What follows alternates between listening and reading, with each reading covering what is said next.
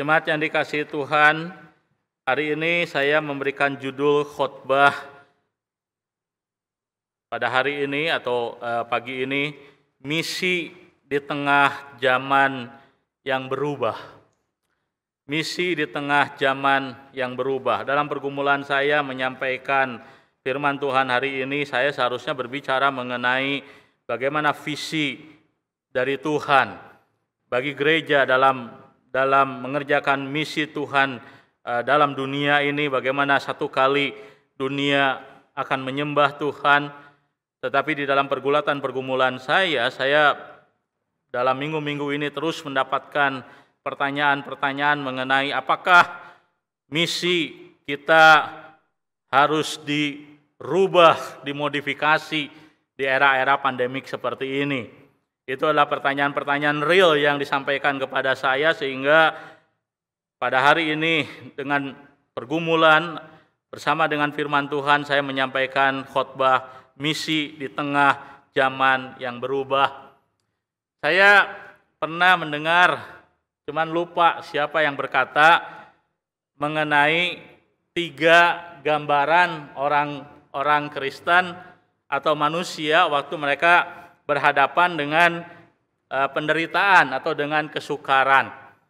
Nah, jadi saya mendengar 3 metafora atau 3 gambaran yang digunakan untuk mengilustrasikan orang-orang Kristen atau orang-orang pada manusia pada umumnya ketika berhadapan dengan kesukaran, kesusahan hidup. Nah, jadi orang ini mengatakan bahwa sebagian orang ketika berhadapan dengan kesusahan hidup, dia itu seperti kacang, gitu ya, kacang. Maksudnya bagaimana seperti kacang, ya? Kalau ibu bapak suka bikin kacang merah di rumah, gitu ya. Nah, kalau kacang merah direbus pakai air panas, nah air panas itu menggambarkan kesukaran penderitaan. Maka apa yang terjadi? Kacang jadi lembek, gitu ya. Nah, jadi sebagian orang dikatakan bahwa ketika dia berhadapan dengan penderitaan, kesukaran, terus dihantam dengan pergulatan hidup, dia jadi lembek, gitu ya. Itu nggak lagi tough hidupnya, nggak lagi kuat imannya, lembek kayak kacang merah, gitu ya. Awalnya kalau kacang merah belum direbus keras, tapi setelah direbus lembek dia, gitu ya. Sebagian orang Kristen digambarkan seperti itu.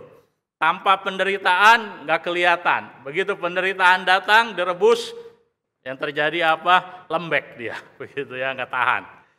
Nah, tapi ada orang kedua dikatakan orang ini tipikalnya disebut sebagai orang tipe telur. Telur, bagaimana maksudnya telur? Nah, jadi kalau kacang direbus jadi keras, kalau kacang direbus jadi lembek, kalau telur direbus jadi keras, begitu ya. Nah, jadi sebagian orang ketika dihantam dengan pergumulan, kesusahan, penderitaan, dalamnya, begitu ya, hatinya itu menjadi keras, begitu. Karena dia terus-menerus dihajar dengan berbagai pergulatan hidup. Nah, tapi katanya ada tipe yang ketiga, kata orang yang dulu menceritakan ilustrasi ini. Tipe yang ketiga ini seperti kopi, katanya kopi. Maksudnya kopi bagaimana? Bukan kopi biji yang sudah ditumbuk, gitu ya. Jadi kalau kopi ditambah air panas, jadinya apa? Harum, katanya begitu ya. Nah, jadi ada orang-orang tertentu dia mengalami kesulitan, mengalami penderitaan, berhadapan dengan berbagai macam pergumulan, hatinya tidak menjadi keras, tidak menjadi lembek juga, tapi dia harum, gitu ya. Artinya apa? Artinya dia menjadi kesaksian hidupnya bagi orang lain. Orang lain ketika melihat orang seperti ini, orang kemudian merasa diberkati, dikuatkan. Oleh karena apa? Oleh karena dia memberikan contoh bagaimana di dalam Tuhan ketika orang berhadapan dengan kesulitan dan penderitaan, justru dia menjadi kokoh dan kuat. Pertanyaannya, Anda dan saya tipe mana? Ya, siapa di sini yang tipe kacang? Gitu ya. Siapa Anda dan di sini tipe telur? Ya, karena penderitaan jadi lembek, ngambek terus begitu ya, mukanya muram, tidak pernah ada sukacita. Sebagian atau ada yang mentalnya seperti telur, hatinya menjadi keras. Ya, tidak terbuka terhadap orang lain, tidak punya hati terhadap orang lain, boro-boro mikirin orang lain, mikirin diri sendiri saja udah susah. Atau siapa di antara kita yang seperti kopi, ditempa berbagai kesulitan, kemudian menjadi harum. Atau bagaimana dengan GKIM Hosana? Gereja Kristen Immanuel Jemaat Hosana. Apakah gereja ini adalah gereja seperti kacang, seperti telur, atau seperti kopi? Menurut Anda GKIM Hosana yang mana? Ya, saya berharap sih seperti kopi, begitu ya, saya berharap. Tapi Tuhanlah yang tahu dan Tuhanlah yang akan menguji GKIM Hosana. Nah, hari ini saya ingin mengajak kita untuk melihat, belajar dari satu gereja yang di dalam Alkitab digambarkan seperti kopi. Yang di dalam Alkitab digambarkan mereka mengalami kesulitan, mengalami penderitaan, mengalami masa-masa yang sukar seperti kita di zaman sekarang, mengalami masa-masa yang tidak mudah, tetapi mereka menjadi gereja yang mengharumkan ya nama Tuhan. Saya jadi ingat oleh karena masa-masa pandemik ini, saya pernah beberapa waktu yang lalu diminta untuk menjadi narasumber membicarakan mengenai kelemahan ibadah online, gitu ya. Nah, dalam persiapan pertemuan itu ada seorang penanggap yang akan menanggapi pemikiran saya, namanya Pendeta Robi Chandra. Dia membuat survei, dia bilang begini, di Jakarta dia bilang hanya ada 2 gereja yang di masa pandemik tidak kekurangan persembahan, gitu ya. Jadi di Jakarta itu entah berapa ratus, entah berapa ribu gereja yang ada, cuman 2 gereja yang dikatakan tidak mengalami penurunan persembahan. Artinya semua gereja mengalami persembahan yang berkurang, dan sebagian gereja bahkan mulai khawatir dengan keberadaan gerejanya. Bisakah gereja bertahan di tengah-tengah pandemi corona, di tengah-tengah persembahan jemaat yang going down, begitu ya? Gereja mana yang persembahan jemaatnya tidak going down? Nah, maka hari ini saya mengajak kita belajar dari jemaat Smyrna. Wahyu pasal 2 ayat 8 sampai dengan 11. Mari kita buka teks firman Tuhan ini. Kita akan belajar dari jemaat Smyrna, bagaimana mereka menjadi jemaat yang mengharumkan nama Kristus, bukan menjadi jemaat mental kacang atau menjadi jemaat mental telur, gitu ya. Mari kita membaca bagian ini, Wahyu pasal 2 ayat 8 sampai dengan 11. Saya akan bacakan firman Tuhan ini. Dan tuliskanlah kepada malaikat jemaat di Smyrna, inilah firman dari yang awal dan yang akhir, yang telah mati dan hidup kembali. Aku tahu kesusahanmu dan kemiskinanmu, namun engkau kaya, dan fitnah mereka yang menyebut dirinya orang Yahudi, tetapi yang sebenarnya tidak demikian, sebaliknya mereka adalah jemaah iblis. Jangan takut terhadap apa yang engkau harus derita. Sesungguhnya iblis akan melemparkan beberapa orang di antara kamu ke dalam penjara, supaya kamu dicobai dan kamu akan beroleh kesusahan selama 10 hari. Hendaklah engkau setia sampai mati, dan aku akan mengaruniakan kepadamu mahkota kehidupan. Siapa yang bertelinga hendaklah ia mendengarkan apa yang dikatakan Roh kepada jemaat-jemaat. Barang siapa menang, ia tidak akan menderita apa-apa oleh kematian yang kedua. Coba lihat kondisi jemaat Smyrna. Di dalam Alkitab jemaat Smyrna digambarkan dengan 3 kondisi. Ya, ada 3 kondisi yang digambarkan oleh Alkitab. Pertama, mereka dikatakan susah. Ya, di dalam ayat yang ke 9. Aku tahu kesusahanmu. Kalau Tuhan yang bilang kepada jemaat Smyrna, aku tahu kesusahanmu, Tuhan nggak mungkin salah. Artinya apa? Artinya jemaat ini adalah jemaat yang di dalam hidupnya mengalami kesusahan. Mungkin bukan hanya secara institusi mengalami kesusahan, tetapi banyak jemaat, individu jemaat, keluarga-keluarga jemaat mengalami kesusahan. Istilah susah di dalam Alkitab itu merupakan gambaran dari seperti orang, kalau orang itu tidur, begitu ya, orang itu tidur, kemudian waktu dia tidur, dadanya itu dipencet. Ya, nggak bisa bernapas, sesak.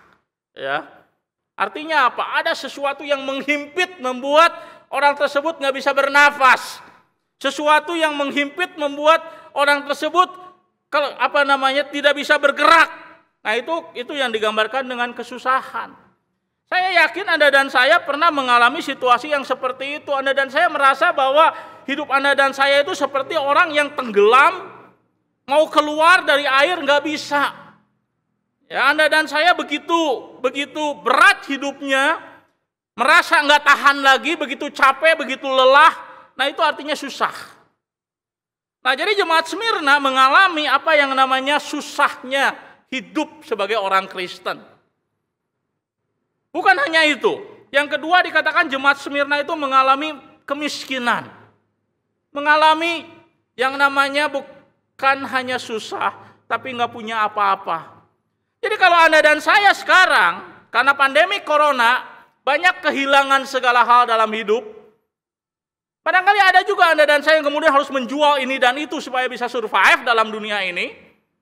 Atau barangkali ada di antara Anda dan saya yang karena pandemi corona ini kita kemudian berhutang begitu banyak sehingga mau jual apapun hutang nggak kebayar. Kita menjadi orang miskin, maka jemaat Smyrna pernah mengalami hal yang sama seperti kita.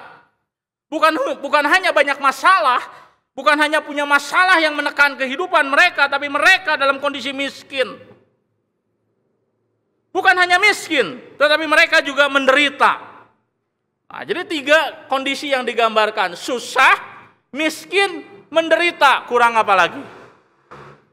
Jadi kalau Anda dan saya merasa hidup Anda dan saya tidak menentu, hidup Anda dan saya menderita, hidup Anda dan saya susah, hidup Anda dan saya tidak menentu, jemaat Smyrna mengalami hal yang sama seperti kita. Walaupun penyebabnya berbeda.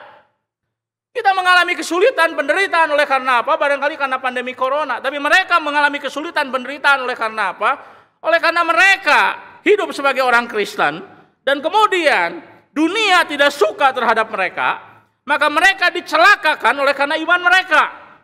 Maka mereka menjadi orang-orang percaya yang hidup sulit dalam dunia ini. Tetapi, apa yang Tuhan katakan kepada mereka dalam ayat 9? Aku tahu kesusahanmu dan kemiskinanmu, namun engkau kaya. Ini pujian. Kitab Wahyu menuliskan pesan Tuhan kepada 7 gereja. Dan satu-satunya gereja yang Tuhan acungi jempol, gitu ya, Tuhan akui adalah jemaat Smyrna. Jemaat ini menderita, jemaat ini tidak punya apa-apa, miskin, mungkin gedungnya tidak semewah GKI Hosana.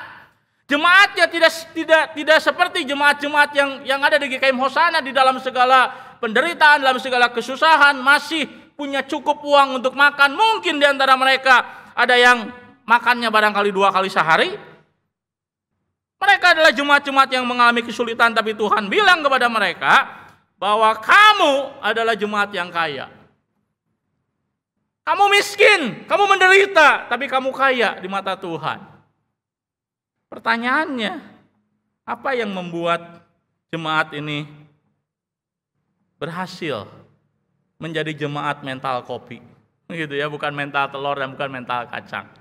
Apa yang membuat jemaat ini berhasil menjadi jemaat yang demikian? Saya membaca sebuah kisah mengenai seorang pendeta bernama Yan. Pendeta ini dia memiliki seorang jemaat usia lanjut, dimasukkan ke dalam yang namanya itu tempat orang-orang tua, atau kalau di sini disebutnya panti jompo, seperti itu. Nah, ibu tua ini masukkan ke panti jompo, dan ibu tua ini memiliki sebuah sakit yang disebut sebagai sakit MS. Jadi ada problem koneksi antara otak dengan organnya, itu sakit MS. Sehingga satu kali orang tersebut bisa kehilangan fungsi-fungsi tubuhnya. Dia dirawat di panti jompo, kena sakit MS, tetapi penderitaannya nggak cukup sampai di situ. Ternyata Tuhan juga mengizinkan ibu tua ini bukan hanya kena MS, tetapi juga kena kanker. Kalau ada orang yang merasa hidupnya malang, ada orang yang merasa hidupnya penuh tragedi, ibu ini pernah mengalami apa yang namanya hidup yang seperti itu. Sakit MS itu nggak bisa disembuhkan pada waktu itu, nggak tahu sekarang. Dan dia sekarang kena kanker. Dan di dalam kesaksian pendeta Ian ini, Pastor Ian ini, ibu ini bertahan 5 tahun. Kemudian dia pulang ke rumah Bapa di sorga. Tetapi Pastor Ian ini mengingat ketika dia mengunjungi ibu tua di panti jompo ini. Ibu tua di panti jompo yang hidupnya penuh dengan tragedi, yang hidupnya penuh dengan pergulatan, pergumulan. Tidak banyak di antara kita mengalami pergulatan seperti dia. Dan Pastor Ian, dia ketika berjumpa dengan ibu ini, dia bersaksi bahwa selama dia berulang kali mengunjungi ibu ini di panti jompo, tidak pernah ibu ini mengeluh dengan hidupnya. Tidak pernah ibu ini kecewa berkata, saya sudah bosan hidup, saya udah gak kuat lagi, kenapa Tuhan mengizinkan saya mengalami masa-masa yang sukar seperti ini. Tidak pernah dia berbicara seperti itu. Yang disaksikan oleh Pastor Ian adalah justru ibu ini, setiap kali dikunjungi dia menolak berbicara tentang keadaannya, bukan karena dia tidak mau tahu soal keadaannya, tapi dia berkata waktu begitu berharga untuk dipakai mengeluh, waktu justru harus digunakan untuk membicarakan tentang Tuhan. Maka setiap kali Pastor Ian datang, dia ingin mendengar tentang Tuhan. Setiap kali Pastor Ian datang, dia berdoa bersama-sama dengan Pastor Ian. Mendoakan apa? Bukan mendoakan dirinya, tapi dia mendoakan orang-orang di sekitar dia. Dia doakan orang sakit di samping kiri kanannya. Apakah ini orang yang sudah hopeless? Apakah ini orang yang sudah tidak punya lagi semangat hidup sampai seperti ini? Maka jawabannya bukan. Kenapa ada seorang ibu bisa begitu tough hidupnya? Jawabannya adalah karena penderitaan yang dia alami bukan membuat dia menjadi seperti kacang dan seperti telur, tapi penderitaan yang dia alami membuat hidup dia semakin kuat dan semakin kokoh. Itulah yang dikatakan oleh Yakobus kepada kita di dalam surat Yakobus ketika dia berkata, berbahagialah kamu ketika kamu harus berhadapan dengan berbagai rupa kesulitan hidup. Kenapa? Karena kesulitan-kesulitan itu di tangan Tuhan menjadi instrumen yang membuat imanmu kokoh, yang membuat kamu menjadi orang-orang Kristen yang tekun, yang membuat menjadi orang-orang Kristen yang dikatakan sempurna. Dikatakan dalam surat Yakobus pasal 1 ayat 2 sampai dengan yang keempat. Jadi kita melihat itulah yang terjadi dengan jemaat Smyrna. Itulah yang terjadi dengan jemaat Smyrna. Penderitaan yang mereka alami, kesulitan hidup yang mereka alami, pergulatan-pergulatan yang mereka alami tidak menjadikan mereka mental kacang, tidak menjadikan mereka mental telur, tapi menjadikan mereka seperti kopi. Oleh karena apa? Oleh karena Tuhan bekerja menjadikan kesulitan, penderitaan dalam hidup mereka, menjadikan apa? Menjadikan instrumen untuk mendewasakan mereka. Maka benar sekali yang dikatakan oleh Pendeta Daniel Lukas Lukito. Satu kali istri saya kasih video dia lagi menjelaskan tentang panggilan gereja di tengah pandemi. Dia berkata bahwa kesulitan-kesulitan yang kita hadapi di era pandemi ini merupakan apa? Merupakan sebuah ujian, sebuah saringan. Akan kelihatan siapa yang setia, siapa yang tidak. Akan kelihatan siapa yang umat Tuhan sejati, siapa yang bukan. Karena umat Tuhan sejati ketika berhadapan dengan pergulatan, pergumulan, kesulitan hidup, Tuhan menjadikan itu sebagai alat untuk mendewasakan dia. Tetapi mereka yang bukan umat Tuhan, mereka yang bukan umat Tuhan sejati ketika berhadapan dengan tantangan, berhadapan dengan kesulitan, maka iman mereka mati. Itu kan yang Tuhan Yesus katakan dengan perumpamaan penabur. Siapa tanah yang menghasilkan buah yang lebat? Orang percaya yang sungguh-sungguh.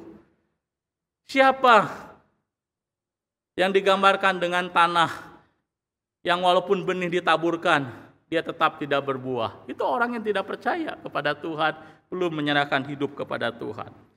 Maka saya percaya dan saya berdoa supaya GKM Hosana seperti jemaat Smyrna. Kita diizinkan Tuhan berhadapan dengan kesulitan-kesulitan, diizinkan Tuhan berhadapan dengan berbagai tantangan, tetapi tantangan itu seharusnya membuat GKM Hosana semakin kokoh. Kalau GKM Hosana memang adalah gereja sejati. Kalau GKM Hosana, jemaat GKM Hosana memang adalah umat-umat Tuhan sejati, maka penderitaan, kesulitan, pandemi corona tidak akan menghancurkan gereja, tapi akan memurnikan gereja. Itulah sebabnya kepada jemaat Smyrna, Tuhan meminta 3 hal. Nah, jadi tadi saya membicarakan 3 kondisi mereka, dan sekarang saya ingin menyampaikan 3 hal yang Tuhan minta kepada umat Tuhan sejati. 3 hal yang juga Tuhan minta kepada GKM Hosana, kalau memang GKM Hosana adalah jemaat sejati, umat Tuhan sejati. 3 hal yang Tuhan minta kepada Anda dan saya kalau memang Anda dan saya adalah umat Tuhan yang sejati. Pertama, Tuhan meminta kepada jemaat Smyrna, kepada kita supaya apa? Supaya kita selalu sadar, supaya kita selalu ingat, apa itu? Tuhan tahu keadaan kita. Di dalam ayat yang ke-9, aku tahu kesusahanmu dan kemiskinanmu. Artinya apa? Tuhan ingin Anda dan saya yang mengalami kesulitan, yang mengalami penderitaan, yang mengalami banyak pergulatan-pergulatan hidup Anda dan saya untuk menyadari bahwa Tuhan itu tahu penderitaan Anda dan saya. Anda dan saya mungkin kehilangan pekerjaan, dan hari ini Tuhan mau berkata kepada kita, Tuhan tahu Anda kehilangan pekerjaan. Anda dan saya barangkali mengalami pergulatan hidup, Anda dan saya barangkali kehilangan tabungan, Anda dan saya kehilangan keluarga, Anda dan saya kehilangan banyak hal yang berharga dalam hidup. Firman Tuhan berkata apa? Tuhan tahu kita mengalami pergumulan-pergumulan itu. Tuhan tahu.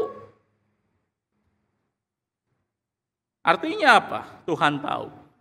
Istilah tahu di dalam Alkitab bukan hanya sekedar seperti saya ditanya, tahu enggak? Tahu nggak siapa itu Pak Jokowi? Tahu. Bukan sekedar itu yang dimaksudkan oleh tahu. Tahu di sini menunjuk kepada apa? Menunjuk kepada sebuah pengalaman yang sama yang dialami oleh seseorang dengan orang yang menderita. Sama seperti saya pernah kehilangan ayah yang saya kasihi. Mendadak dipanggil Tuhan, saya dalam kondisi tidak siap. Dan kemudian saya melayani sebuah keluarga yang ayahnya dipanggil Tuhan, mendadak dalam kondisi tidak siap. Saya berkata, saya tahu pergumulanmu. Saya tahu perasaanmu. Saya tahu apa yang kamu pikirkan. Kenapa? Karena saya mengalami hal yang sama. Waktu Tuhan berkata kepada jemaat Smyrna, saya tahu penderitaanmu. Maka yang Tuhan katakan, dia bukan hanya secara knowledge tahu penderitaan itu seperti apa, tapi dia pernah mengalami hal yang sama. Maka Alkitab berkata apa kepada kita? Tuhan memperkenalkan diri, aku telah mati dan hidup. Dia pernah mengalami pergulatan, pergumulan dalam dunia ini sama seperti kita. Dia pernah hidupnya susah, dia pernah miskin, dia pernah menderita, bahkan penderitaan dia dibanding dengan penderitaan kita tidak sebanding. Siapa di antara kita yang kehilangan nyawa, dipermalukan oleh karena imannya kepada Tuhan lebih daripada Yesus? Tidak ada. Jadi kalau Yesus berkata kepada Anda dan saya di tengah-tengah kesulitan pergumulan, aku tahu pergumulanmu. Artinya apa? Artinya dia hadir. Dia melihat. Dia tahu ketika kita menjerit kepada dia. Dia tahu ketika kita meneteskan air mata dalam segala pergulatan pergumulan hidup kita. Itulah sebabnya Tuhan minta kepada jemaat Smyrna. Yang kedua, bukan hanya supaya mereka tahu bahwa Tuhan itu hadir. Tuhan tahu pergumulan mereka. Tapi supaya mereka tidak takut. supaya mereka tidak takut di dalam menghadapi pergumulan tersebut. Ayat 10. Jangan takut terhadap apa yang engkau derita. Kenapa demikian? Kenapa jemaat Smyrna tidak boleh takut pada apa yang kau derita? Dikatakan di dalam ayat 10. Sesungguhnya iblis akan melemparkan beberapa orang dari antara kamu ke dalam penjara supaya kamu dicobai dan kamu akan beroleh kesusahan selama 10 hari. Tuhan bilang kalau kamu mengalami penderitaan, kamu mengalami kesulitan itu cuma 10 hari. Maksudnya apa 10 hari? Bukan 10 hari manusia. Itu bahasa simbolis. Tuhan hendak mengatakan bahwa penderitaan yang manusia alami, yang orang percaya hadapi, seluruhnya di tangan Tuhan. Tuhan yang menentukan kapan itu akan terus, kapan, sampai berapa lama kita akan menghadapi itu.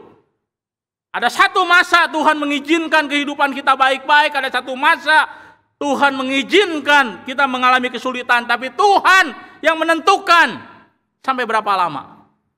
Artinya apa? Artinya Tuhan berkuasa. Tuhan berkuasa, Tuhan mengendalikan segala sesuatu. Tidak ada penderitaan yang orang percaya alami yang di luar kendali dan tangan Tuhan. Kalau Tuhan ingin kita harus menjalani masa-masa yang sukar akibat pandemi corona sampai berapa waktu, maka itu kedaulatan Tuhan. Ketika Tuhan berkata sampai di sini, umatku harus berhadapan dengan pergumulan dalam dunia ini, maka kita akan melewatinya.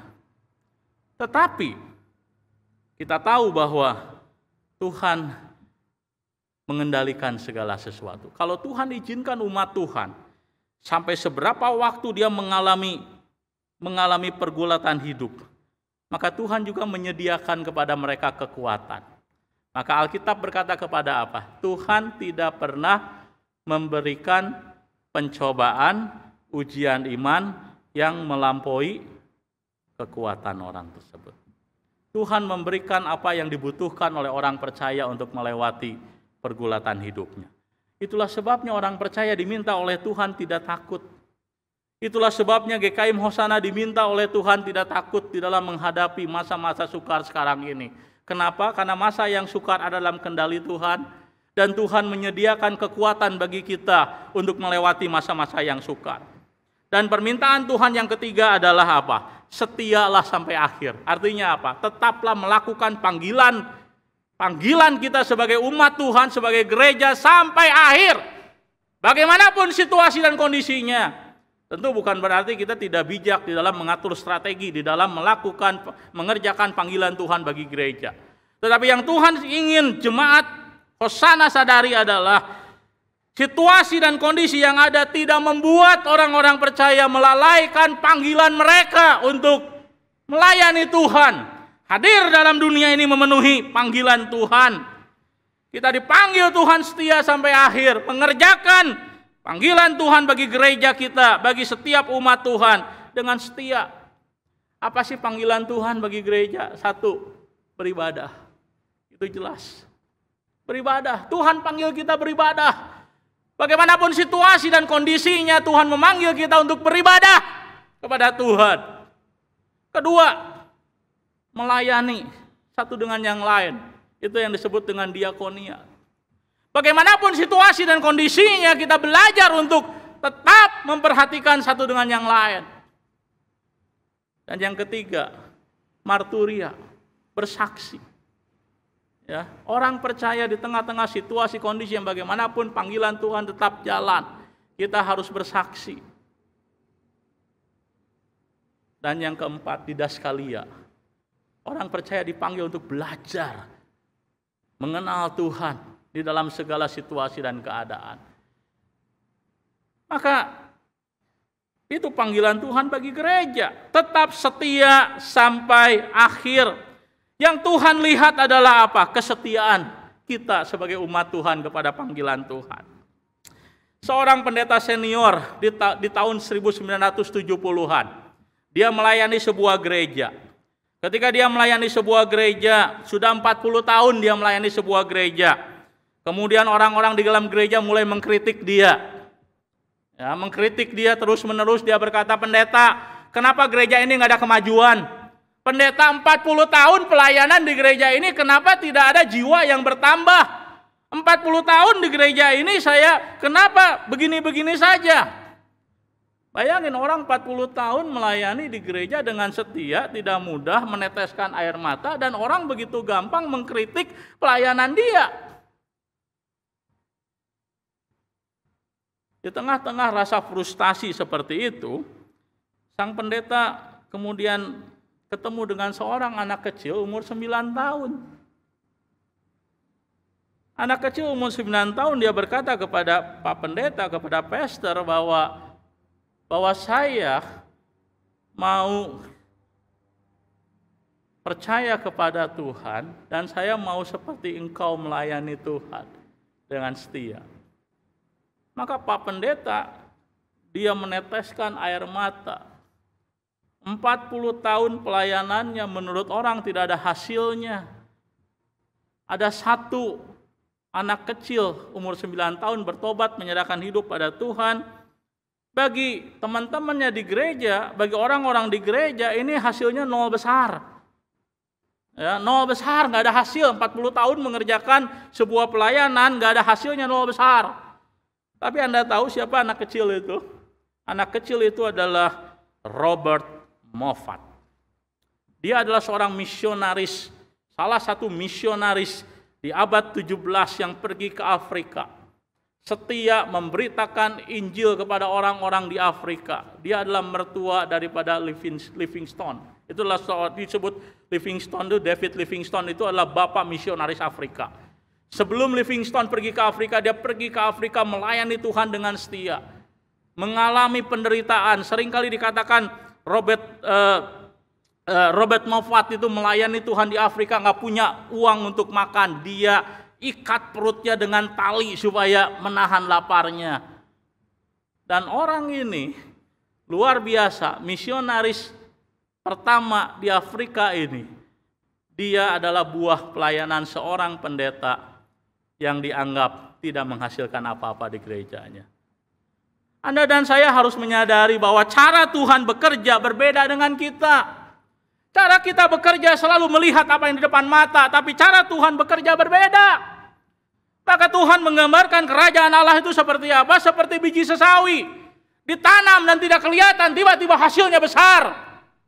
Maka tugas daripada orang percaya, tugas daripada gereja, bukan sekedar mengusahakan yang terbaik, hasil biar kelihatan, tapi tugas utama daripada gereja adalah setia.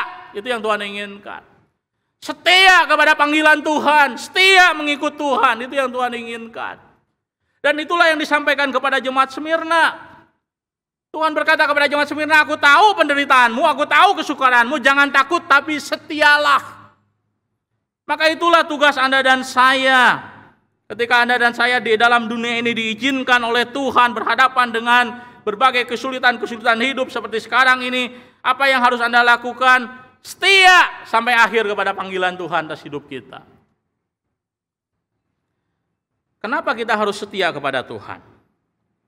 Ada 3 alasan. Jadi hari ini kita belajar 3, gitu ya. 3 situasi, 3 perintah, dan 3 alasan. Setelah ini ada 3 apa lagi? Tunggu saja. Apa alasan orang harus setia kepada Tuhan? Tuhan berkata, karena aku adalah yang awal dan yang akhir. Artinya apa? Dia adalah Allah yang menguasai sejarah. Dia adalah Allah yang berkuasa. Dia hadir dalam kehidupan umat Tuhan. Tidak ada sesuatu pun yang terjadi dalam dunia ini di luar kendali Tuhan. Jadi kenapa harus takut? Kenapa harus khawatir berlebihan? Kalau Tuhan menguasai sejarah manusia, Tuhan mengizinkan pandemi corona, Tuhan berkuasa menghentikan. Tuhan berkuasa memberikan kekuatan. Dan Dia adalah Allah yang setia. Waktu Tuhan berkata bahwa Dia adalah yang awal dan yang akhir. Artinya apa? Dia dari awal sampai akhir tetap ada. Dari awal sampai akhir tetap hadir, menguatkan, menopang gereja, menopang Anda dan saya supaya tidak sampai meninggalkan Tuhan. Supaya penderitaan, kesulitan hidup tidak sampai membuat kita menjadi orang-orang Kristen bermental kacang dan bermental telur. Itu karena Tuhan adalah yang awal dan yang akhir. Dia adalah Tuhan yang bukan saja memegang sejarah kehidupan umat manusia, termasuk kehidupan Anda dan saya, tapi Dia adalah Allah yang setia, yang tidak pernah meninggalkan kita. Itu alasan yang pertama. Dan alasan yang kedua, dia adalah Allah yang pernah mati dan hidup kembali. Dia adalah Allah yang pernah mengalami pergumulan, kesulitan. Artinya apa? Dia adalah Allah yang mampu menolong kita. Coba saya tanya kepada ibu bapak dan saudara-saudari sekalian. Misalnya kita sakit perut berat. Atau katakanlah kalau kurang berat sakit perut, kita sakit kanker. Karena sakit kanker. Lalu datang orang yang nggak pernah sakit kanker. Bilang begini kepada kita, oh kalau ibu bapak kena sakit kanker begini caranya. Bla bla bla bla. Lalu kita bilang apa? Ah, teori aja.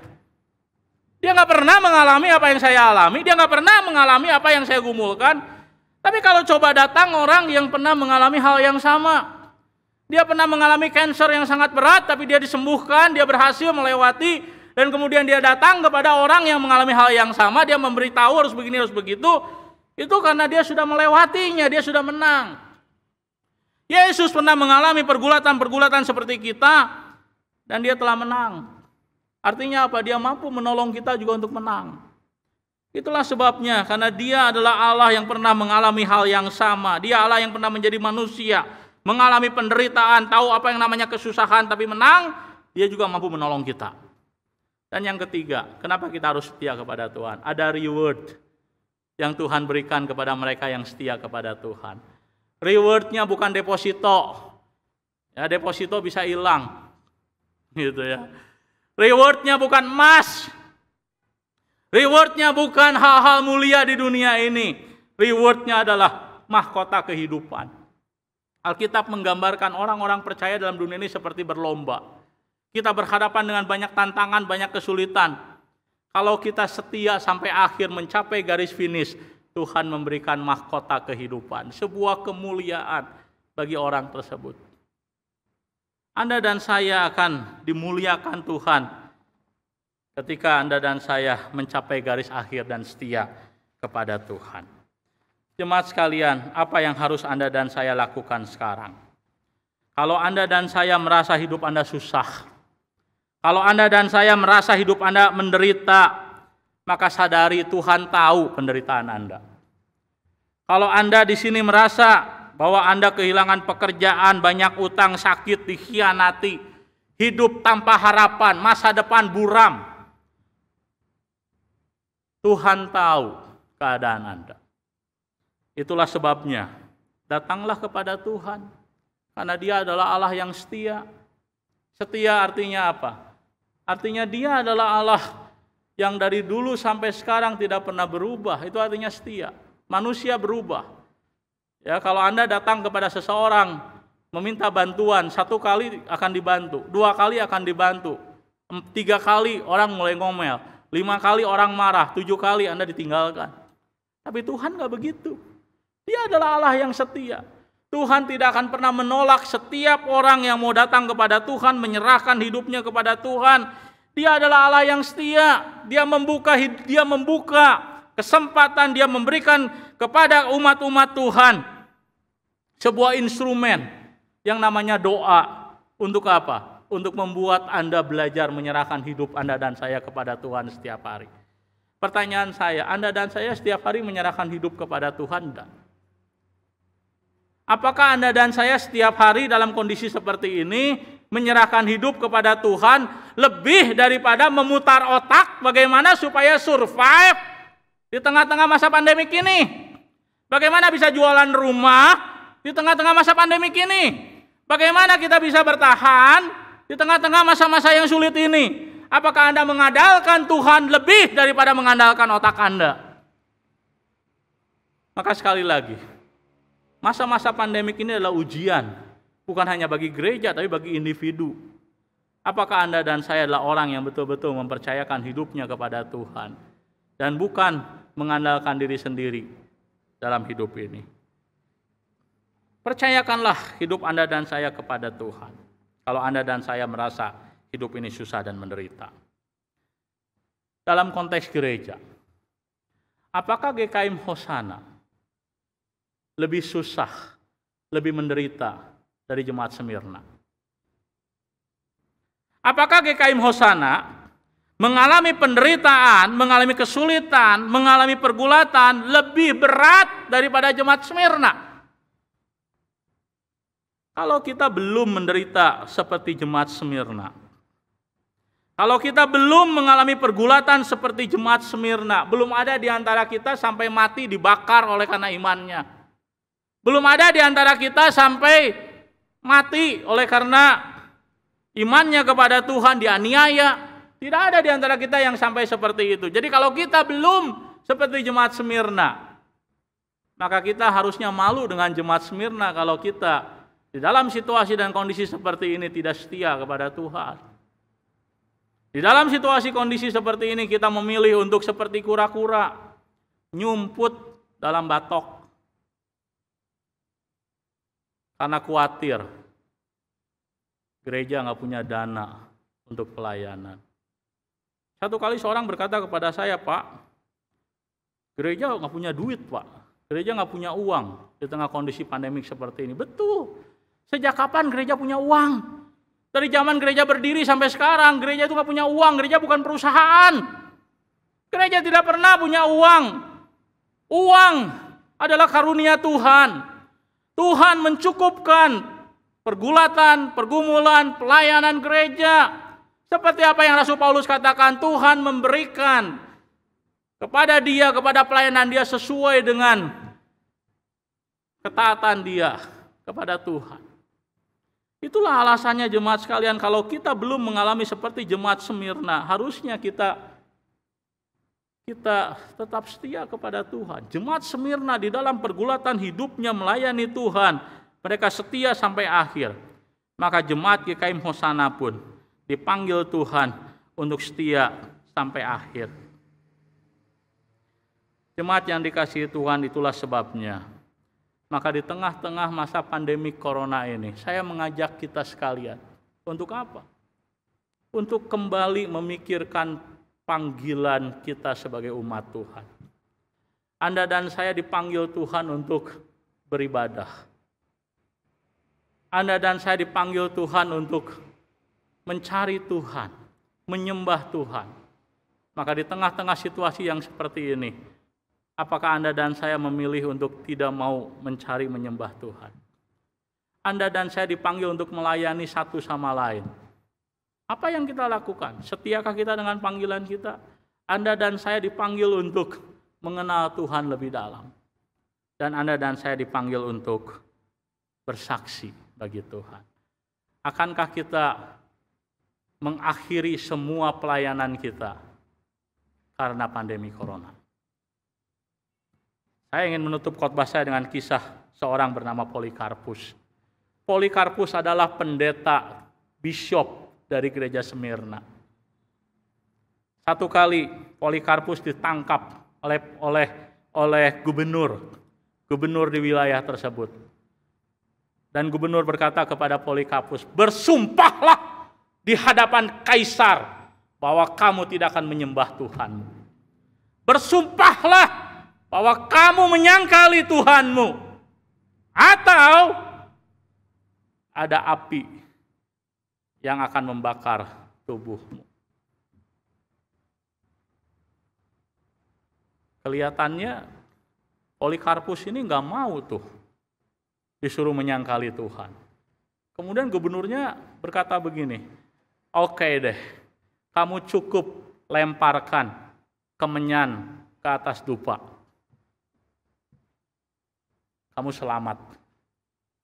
Tidak akan dijadikan sate bakar."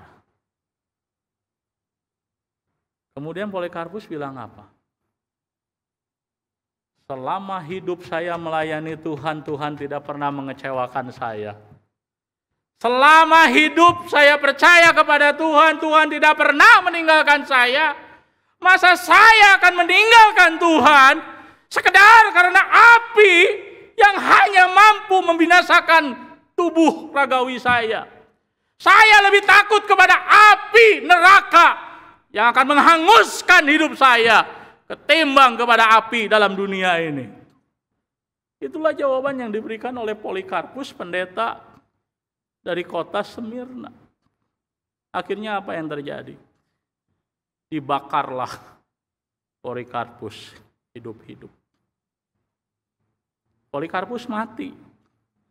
Tidak seperti Sadrak, Mesak, Abednego. Selamat dari perapian yang menyala, dia mati. Tetapi kematiannya menjadi benih dalam gereja. Kematiannya menguatkan orang-orang percaya sehingga ribuan orang di akhir abad pertama Masehi mengalami kematian, mengalami martir. Tapi Anda tahu apa yang terjadi? Kebangkitan gereja. Gereja Tuhan bangkit, gereja Tuhan bertumbuh. Mereka nggak punya resource, mereka nggak punya banyak kelebihan seperti zaman sekarang. Tapi ketika orang-orang percaya setia kepada Tuhan, lihat Tuhan bekerja. Pertanyaannya, Anda dan saya percaya tidak dengan apa yang Tuhan katakan kepada kita hari ini?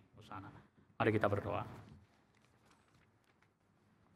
Tuhan, kami datang kepadamu memohon supaya Engkau boleh menolong GKIM Hosana, jemaat GKIM Hosana, untuk boleh menyadari panggilan Tuhan bagi gereja, panggilan Tuhan bagi setiap kami tidak boleh diabaikan, terlepas dari situasi dan kondisi yang ada. Kami memang harus bijak, kami harus cerdik, menyiasati bagaimana memenuhi panggilan Tuhan di tengah-tengah era pandemi corona ini. Tetapi kami tidak boleh kehilangan hati. Kami tidak boleh kehilangan semangat. Kami tidak boleh kehilangan panggilan untuk mengerjakan tugas kami. Dan sekian banyak jemaat yang dalam kehidupannya mengalami pergulatan-pergumulan seperti jemaat Smyrna. Mengalami kesusahan terhimpit dengan pergulatan-pergulatan hidup. Kiranya Tuhan juga boleh menolong. Seperti yang Tuhan perintahkan. Supaya jemaat menyadari Tuhan tahu pergumulan mereka, maka belajar. Jemaat belajar untuk percaya bahwa Tuhan tahu pergumulan setiap kami.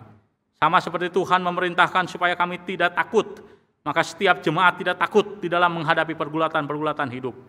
Dan sama seperti Tuhan memerintahkan jemaat setia sampai akhir, maka setiap jemaat GKIM Hosana setia sampai akhir. Dan hamba-Mu menyerahkan untuk setiap jemaat Tuhan termasuk GKIM Hosana ke dalam tangan Tuhan. Mohon pertolongan Tuhan bagi jemaat-Mu. Dalam nama Kristus Yesus kami menaikkan doa dan permohonan ini. Amin. Tuhan memberkati.